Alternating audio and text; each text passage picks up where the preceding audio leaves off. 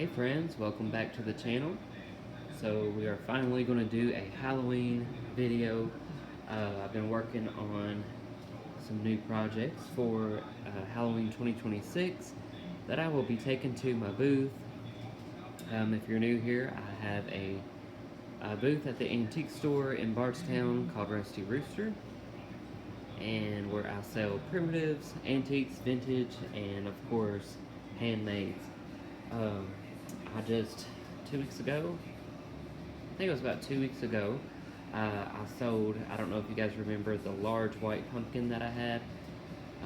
That sold. Of course, everything in my booth was on sale during that time, 25% off, but I had one of those sell for $125, so I was really excited about that. So far, I think that makes 3 of my big pumpkins that have sold so far. So it's always kind of get a little kick or excited about when something that I handmade sells. I'm sure those of you do too. Those of you that create and sell as well. So anyway, here are some new stuff I'm working on for this season. You guys might know that Michaels has a vintage line coming back this year. Some stores already have it out, which is awesome. Uh, but I really like the vintage looking stuff. You know, the classic black, white, and orange decor. But anyway, they have a white ghost this year that is holding a pumpkin, and so that gave me some inspiration to make my own. So that's what this is.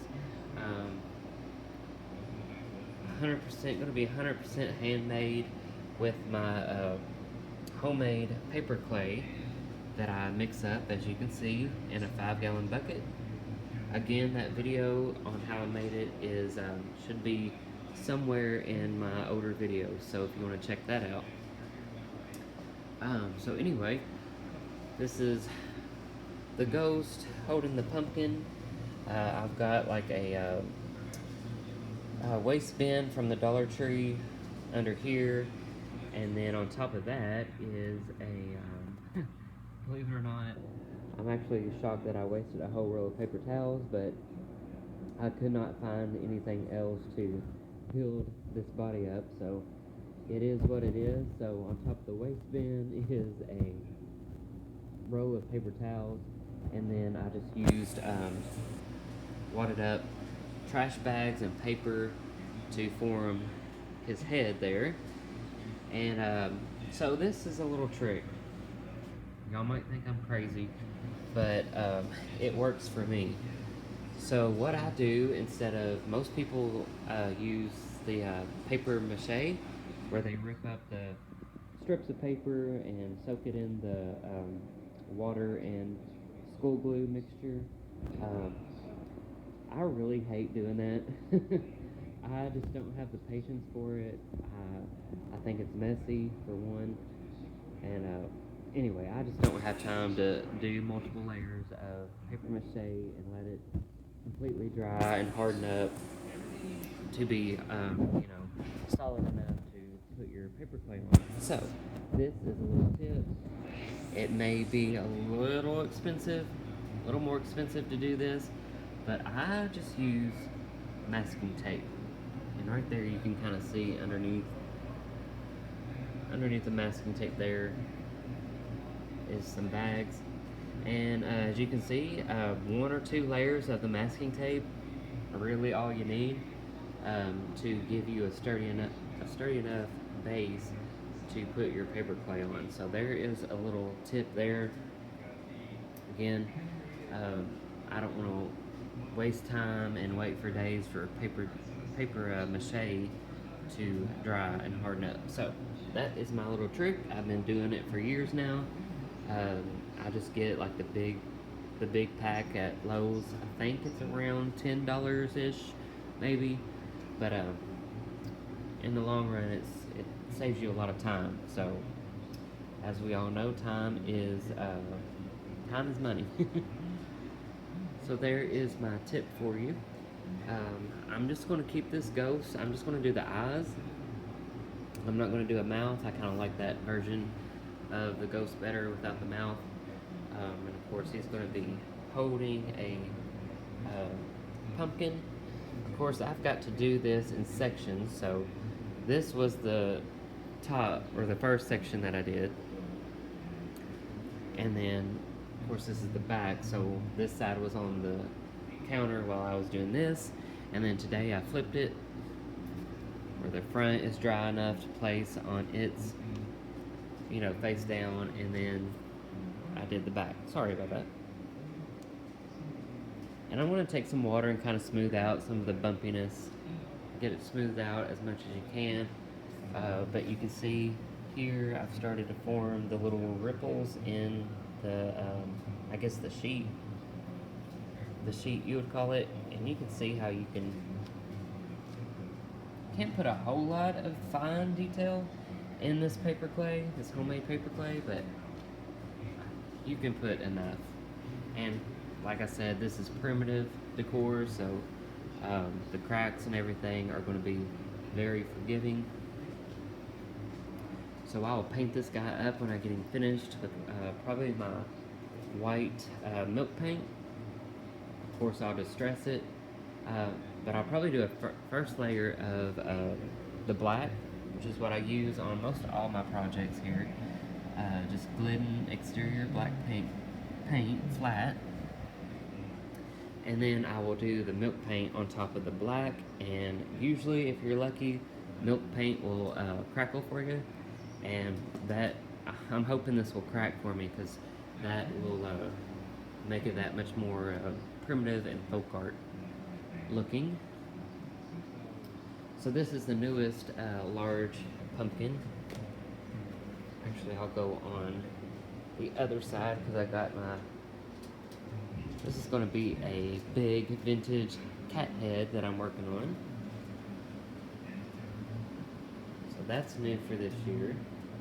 I'll be making a few of those. You guys probably know what I'm talking about, the vintage style black cat lanterns or whatever. I'm going to add a like a party hat kind of thing to her, as well as some what do you call the things that are around their neck? I can't think, but some crepe paper around her neck there. So that's exciting, new for this year. I've not done the cats yet. And this is the new pumpkin that I have just started on this year. Got a base coat of the black, and then the next layer is this burnt sienna color, and then I'll go lighter with the orange from there. I'll probably keep this one a classic rotten pumpkin.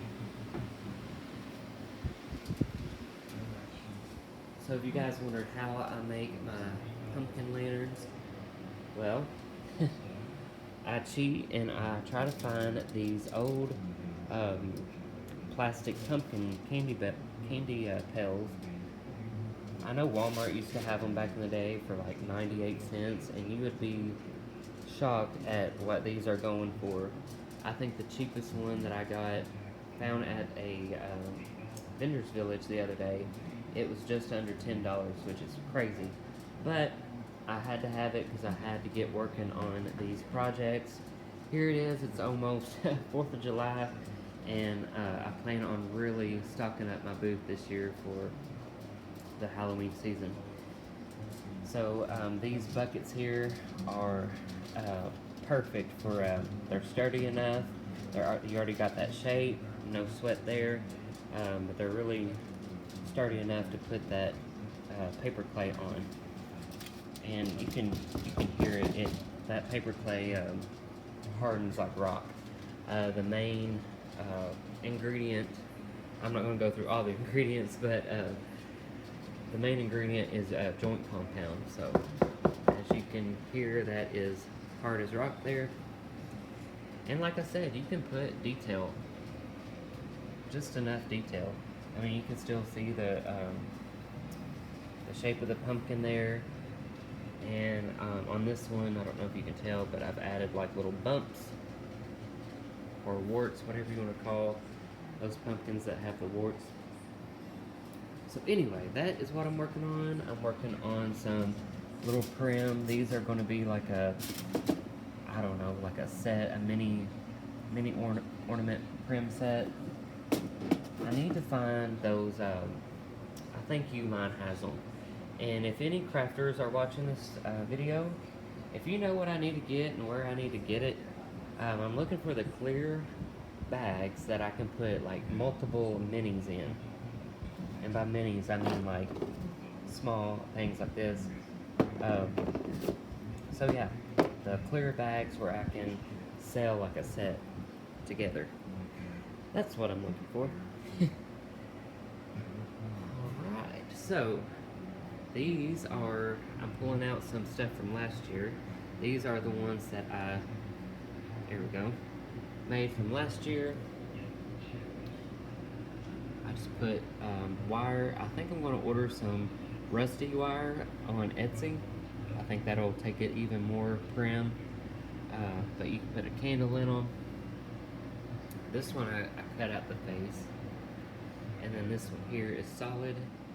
And it's got a very shiny finish on it. Shellac. So yeah. Vintage pumpkin lanterns. Alright, so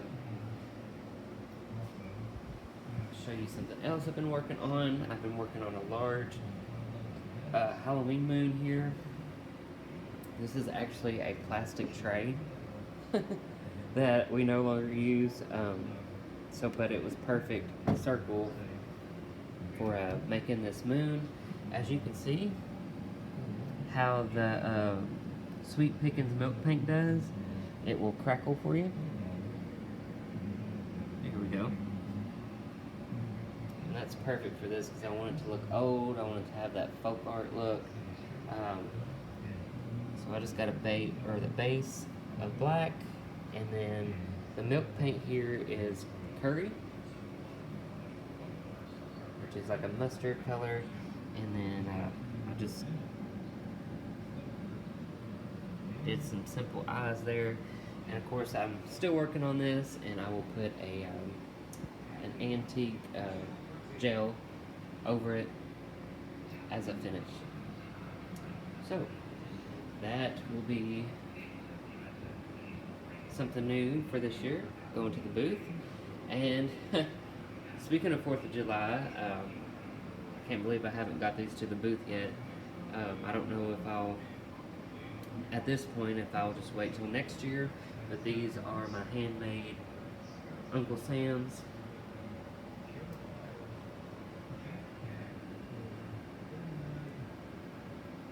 I'm starting to wonder if I just need to do like a year-round holiday booth. I don't know how that would go. Like I said, some people buy holiday stuff year-round. I just sold a large pumpkin last month in May. So anyway, so I am just going through as well some fall and Halloween decor that I can part with to put in the booth as well. Some of the stuff I've had forever. And you can't keep everything, right? I usually buy a few new things every year, so we gotta make room for the new stuff. So anyway, some of this stuff might be going, and some of it will stay. The booth is also doing a Christmas in July next month, so everybody is encouraged to bring out their Christmas stuff all month long for Christmas in July. So I've got a lot to go through and a lot to get done. So anyway, friends, hopefully you enjoyed this video. Oh, this is a moon I just painted on a wood round from Home Depot. I just kind of hand painted it, and it's not perfect. I am going to put like a finish on it, or like an antiquing wax, but that'll be going to the booth this year as well. So yeah, friends, I just wanted to finally do a little Halloween video for this channel, because that's what this channel is about too, not just gardening videos. So anyway, if you want to follow along, if you haven't already subscribed, please subscribe, and you can see how all these projects end up looking when they're finished. So thank you so much for watching, and I hope to see you in the next video. Bye, friends.